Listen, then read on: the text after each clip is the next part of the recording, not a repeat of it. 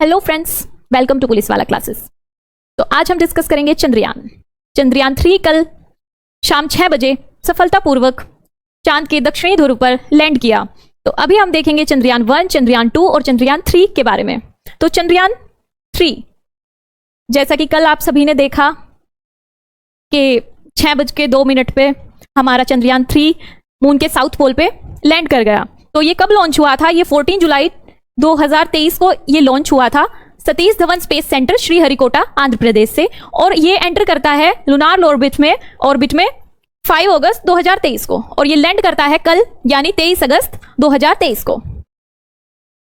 40 दिन के बाद सक्सेसफुली चंद्रयान 3 साउथ पोल पे लैंड करता है, और इसी के साथ भारत दुनिया का पहला ऐसा देश बनता है जो साउथ पोल पर लैंडिंग कराता है, वो भी सक्सेसफुल।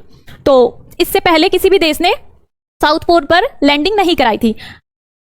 ओवरऑल देखा जाए तो हम चौथा ऐसा देश बने हैं जो जिसने अपना जो स्पेस प्रोग्राम है वो लॉन्च किया है और हमारा लैंड सक्सेसफुली हो गया है। हम 4th बने हैं। हमसे पहले अमेरिका, चाइना, रशिया चांद पर पहुंच चुके थे, बट साउथ पोल पे हम फर्स्ट हैं।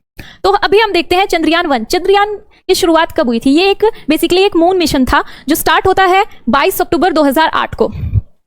उसके बाद इंडिया का ये फर्स्ट जो है मून मिशन था जो श्री सतीश धवन स्पेस सेंटर श्रीहरिकोटा से आपका स्टार्ट किया जाता है। इसके बाद इसकी जो डिस्कवरी इसने करी थी, उसके बाद दुनिया भर में हेडलाइंस छप जाती हैं कि चंद्रयान 1 क्या डिस्कवर करता है कि वाटर ऑन द मून, कि चांद पर भी पानी है, उसके साक्ष्य ये प्रोवाइड कराता है। तो उसके बाद दुनिया भर के देश दोबारा इंटरेस्ट दिखाते हैं मून पे जाने का। के बाद चंद्रयान 2 की बात हम कर लेते हैं। दूसरा हमारा जो मून मिशन था वो था चंद्रयान 2, जो हमारा स्टार्ट हुआ 22 जुलाई 2019 को। ये हमारा सेकंड मून मिशन था। ये हमारा रोवर मिशन था। इसरो ने प्लान किया विक्रम लैंडर और प्रज्ञान रोवर की सॉफ्ट लैंडिंग कराने का लूनार सरफेस पे, यानी मून के सरफेस पे प्लान किया कि हम रोवर मिशन एक प्लान करते हैं जिसमें आपका विक्रम लैंडर रहेगा और साथ में उसमें रहेगा अंदर प्रज्ञान रोवर। लेकिन अनफॉर्चुनेटली ये क्रैश हो जाता है 6 सितंबर 2019 को। तो ये क्रैश क्यों हुआ और क्या इसके रीजंस रहे फेलियर के? तो करीब जो सरफेस था मून का उसके करीब 2 किलोमीटर ऊपर लैंडिंग के टाइम पे ये रास्ते से भटक जाता है और इसरो से इसका संपर्क जो है वो टूट जाता है। तो टूटता कैसे है संपर्क, और इसको लैंडिंग कहाँ करनी थी? एक्चुअली इसको फोटो लेकर डिसाइड करना था कि एक्चुअल जो लैंडिंग स्पॉट है वो क्या रहेगा, लेकिन ये फोटोज लेने के लिए स्टेबल नहीं हो पाया और उसकी वजह से जो है ये क्रैश हो गया। तो जो फेल्योर कमेटी की जो रिपोर्ट आई थी वो कहती थी कि ये सॉफ्टवेयर ग्लिच की वजह से ये प्रॉब्लम आई।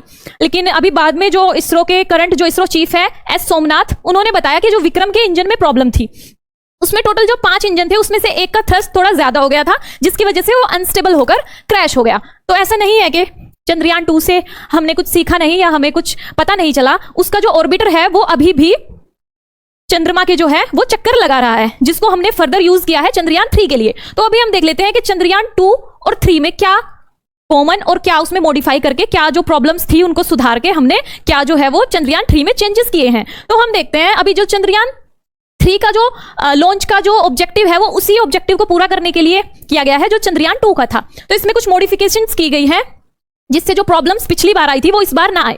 तो मॉडिफिकेशन क्या की गई है कि जो इसका लैंडिंग का जो एरिया है वो बढ़ा दिया गया है। पहले जहां ये 500 बाई 500 मीटर के एरिया में ही आपका लैंडिंग इसकी साइट थी, वो बढ़ा के इस बार 4 किलोमीटर बाई 2.4 किलोमीटर कर दी गई है, जो लगभग 40 गुना बड़ा है पहली जो लैंडिंग साइट थी हमारी उससे।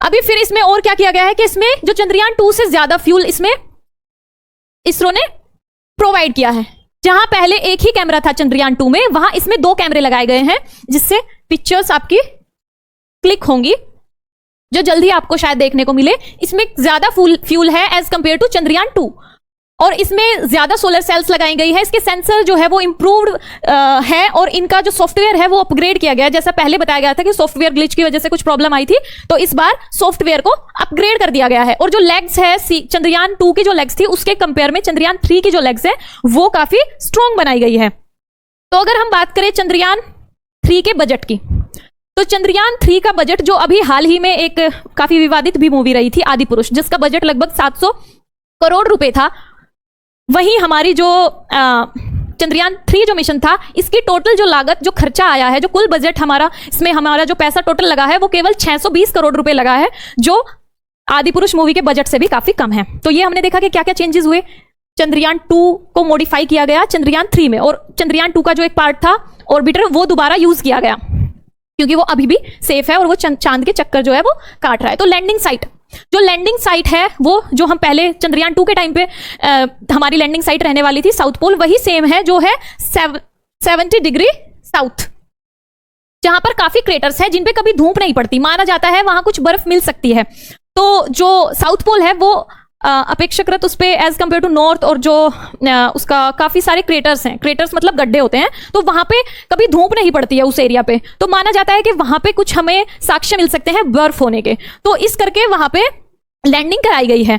तो वहां पे हमको एक लूनार डे का ही समय मिलेगा, जैसा कि अभी 23 को हमारा लैंड किया है, तो अभी हमें 15 दिन का टाइम मिलेगा लगभग, जिसमें रोवर को सारी जो इन्फॉर्मेशन है वो कलेक्ट करने के लिए उसको 15 दिन का टाइम मिलेगा, क्योंकि आफ्टर दैट वहां पे टेम्परेचर जो होता है वो काफी अनस्टेबल रहता है, तो वो माइनस के 173 डिग्री सेल्सियस तक भी चला जाता है, जिससे वहां पे फिर इंस्ट्रूमेंट्स काम नहीं करेंगे। तो इसी वजह से जो है उसको 15 दिन का टाइम मिलेगा। तो अभी हम इंस्ट्रूमेंट्स की बात कर लेते हैं कि चंद्रयान 3 में इंस्ट्रूमेंट्स कौन कौन से हैं। तो इंस्ट्रूमेंट्स की बात करते हैं, तो टोटल इसमें अगर टोटल इंस्ट्रूमेंट्स को मिला के बताया जाए, पार्ट्स तो विद सब पार्ट्स, तो टोटल 7 है।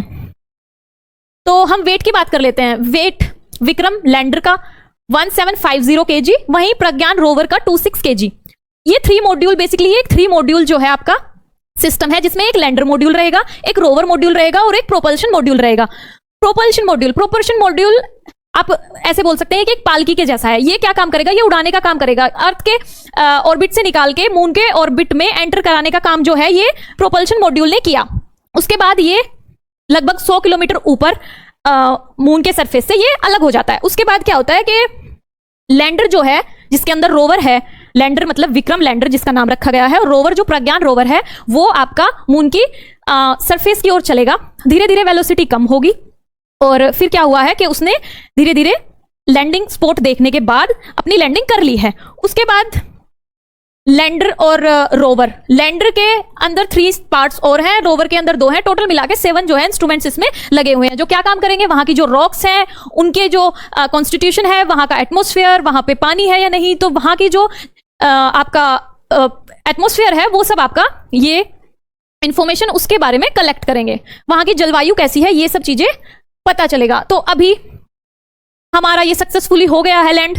होपफुली काफी अच्छे पॉजिटिव रिजल्ट्स रहेंगे, हम कुछ अच्छी खोज करेंगे, जैसे पिछली बार हमने चंद्रयान 1 से हमें पता चला था कि पानी के हमने साक्ष्य जो है दुनिया के सामने प्रस्तुत किए थे। तो अभी हमारा ये कंप्लीट हो गया है। तो अभी नेक्स्ट इसरो का क्या प्लान है? नेक्स्ट प्लान है गगनयान। गगनयान एक हमारा ऐसा स्पेस क्राफ्ट हम लोग डिजाइन करना सोच रहे हैं जिसमें 3 जो व्यक्ति हैं वो कैरी करके अंतरिक्ष में जा सकें। तो ये हमारा प्लान किया गया था इसरो के द्वारा कि ये 2022 दिसंबर तक आपका लॉन्च हो जाएगा, लेकिन ड्यू टू सम रीजंस इसमें डिले हो गया और ये आपका 2025 तक आपका जो है वो एक्सटेंड हो गया। तो ये कुछ पिक्चर्स हैं, कैसे साइकिल से चांद तक का सफर हमारे साइंटिस्ट्स ने तय किया है, कहां से कहां तक का सफर, बेसिक टू मून।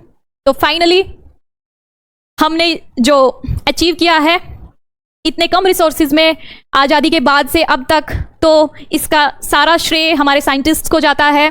तो congratulations to everyone, thank you so much.